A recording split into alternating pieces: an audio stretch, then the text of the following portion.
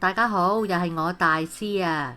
今日我會一次過教你整做點心必備嘅3種油，分別咧係豬油、蔥油同埋蒜油。而呢一條片呢，我就會教你炸蔥油。喺我之後嘅影片呢，都會成日用到。想跟我學整點心嘅話呢，就千祈唔好錯過啦。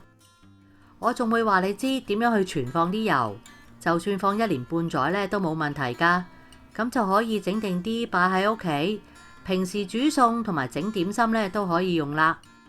睇片之前記得要訂閱，仲要撳埋旁邊嘅鐘仔，咁樣你先唔會錯過我最新嘅資訊㗎。首先介紹下啲材料，有啲大粒嘅乾葱頭，同埋啲耐高溫嘅油。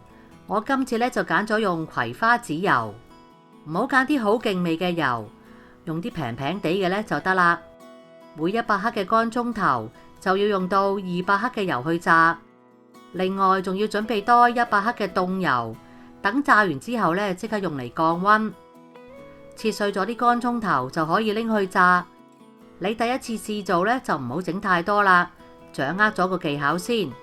唔熟手去處理太多油，其實呢係好危險，好容易會滾瀉。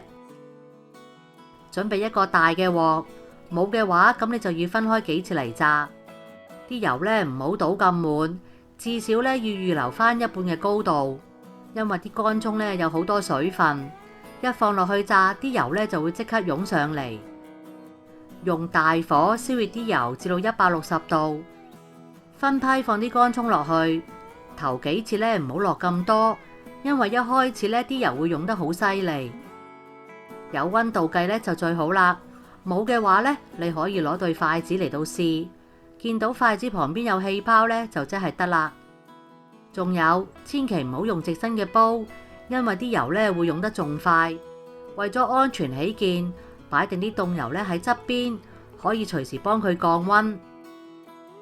見到啲油一湧上嚟，就攞個鑊鏟係咁敲鑊邊，啲油呢就會好快落返去。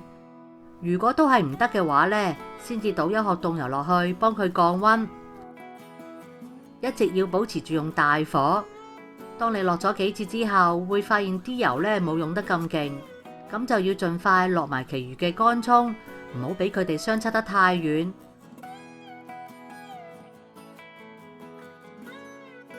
一日見到有好多泡，你都要繼續攪住，唔好俾佢黐底，貼住個鑊底嚟到推。中間、左邊，翻中間，再到右邊，仲要記得唔好漏咗啲邊位喎，因為一黐底呢就會有燶味，成兜油呢都唔要得噶啦。比起蒜頭、乾葱呢要炸耐多少少，炸到佢哋浮起，轉晒做金黃色，拎起隻鑊鏟，已經冇乜氣泡，就即係完成啦。炸好就熄火。即刻倒啲凍油落去，幫佢降溫。揾個乾淨、冇水同耐熱嘅容器呢，裝起佢，放喺陰涼同唔好太潮濕嘅地方。用嗰陣呢，隻匙羹要乾爽，咁樣放1年半載呢都唔會變壞。如果你放咗一段時間之後，啲油開始混濁，咁即係炸得唔夠透，仲有水滲出嚟。如果你想睇埋另外嗰2條片嘅話呢，可以喺片尾或者下邊影片資訊嗰度揾得到。如果中意我嘅影片，就記得俾個 like 同埋訂閱我嘅頻道啦。你亦都可以撳埋旁邊嘅鐘仔，就會收到我嘅最新影片通知。如果有問題想問嘅話，歡迎喺下面留個 comment，我會盡快覆你哋㗎啦。下次再見啦，拜拜。